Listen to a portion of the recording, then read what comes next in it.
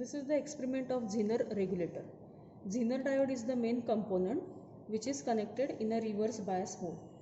Irrespective of any changes at the input side and output side, we want constant output voltage across Zener. So Zener is connected in reverse bias mode. Now if you observe here, there are two different terminals. One is known as a cathode and another one is known as a anode.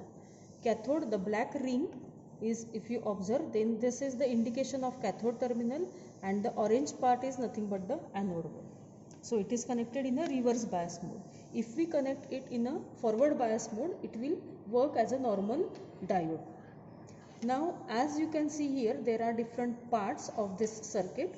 First one is a transformer, second one is a regulator, rectifier, in which there are 4 diodes connected. So this one is a bridge wave rectifier, then capacitor forms as a filter, and then this one is a regulator. There are two different regulations, line regulation and load regulation. Now first observe line regulation. Now for line regulation, irrespective of changes in the line, we want constant output voltage. So for this one, now no need to connect current meter. So that means for line regulation, short this with the help of this wire and observe the output voltage. For line, instead of applying direct input voltage, apply the input voltage with the help of this instrument which is known as a dimmer stat.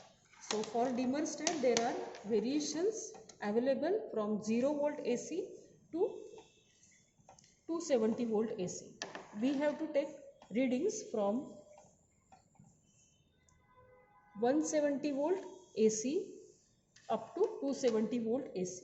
So when we rotate this one, we are actually applying input voltage, that is AC input voltage. But since this one is a regulator, what should be observed at the output side? That is constant output voltage.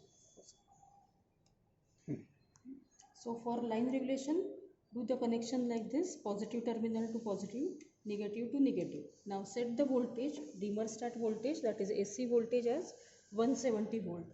We are not using current meter, so short that current meter with the help of this patch cord.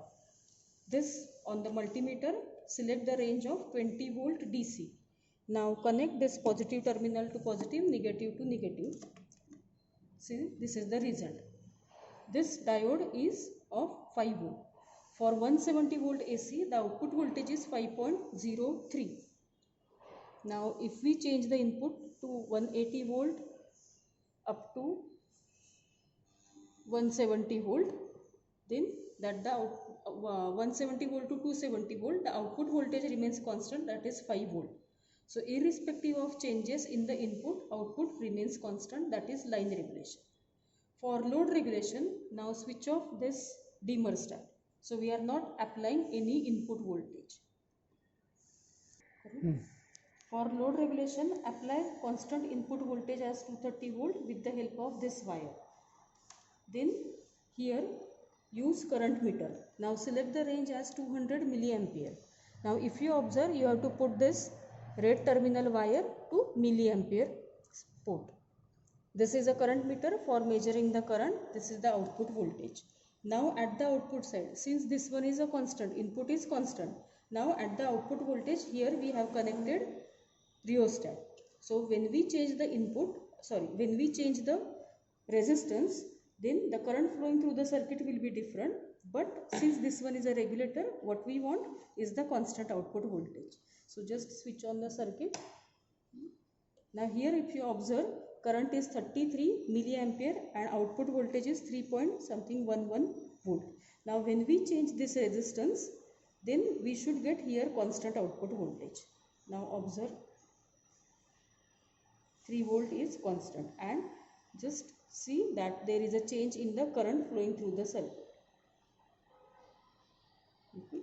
So here this shows that whether it is a line regulation or load regulation, the output voltage remains constant. This is called as a Zener regulator. Same way, Zener regulator, we have another regulator that is known as a IC317 voltage regulator. Now in case of IC317 voltage regulator, What is the difference is that this IC itself is the regulator IC. This 317 IC has 3 terminals. Pin number 1 input is applied to one terminal, another terminal is for the output purpose, and third terminal is for the variations. Now there are 3 different things, that is, one is for different values of resistors find out the output voltage, and then the same way for line find out the output voltage, for load find out the output voltage. When we are using line regulation, then that time no need to connect here current meter, but short that these 2 terminals with the help of patch cord. Now as I have mentioned that there are 3 parts. For first part, connect this wire with the help of patch cord, so there is no connection in between this terminal and this terminal. For each value of resistor, first connect one resistor, observe the output, second resistor, observe the output, third resistor, output, fourth and fifth. Now that is observed output voltage. With the help of formula, that is output voltage is equal to 1.25 in bracket 1 plus V2 R2 by R1. So this is the value of resistor R2, this is the value of resistor R1. Put the value and observe that calculated result, and with the help of multimeter observe the observed thing. That should match with each other. For line regulation, again I select any one resistor, apply with the help of dimmer stat the input voltage and find out whether you are getting constant voltage or not. Since this is again the regulator one, which has transformer as a one block, then rectifier, that is a bridge wave rectifier, second block, capacitor which forms a filter circuit, and then the regulator is nothing but the IC. So irrespective of any changes in the input, we should get constant output voltage.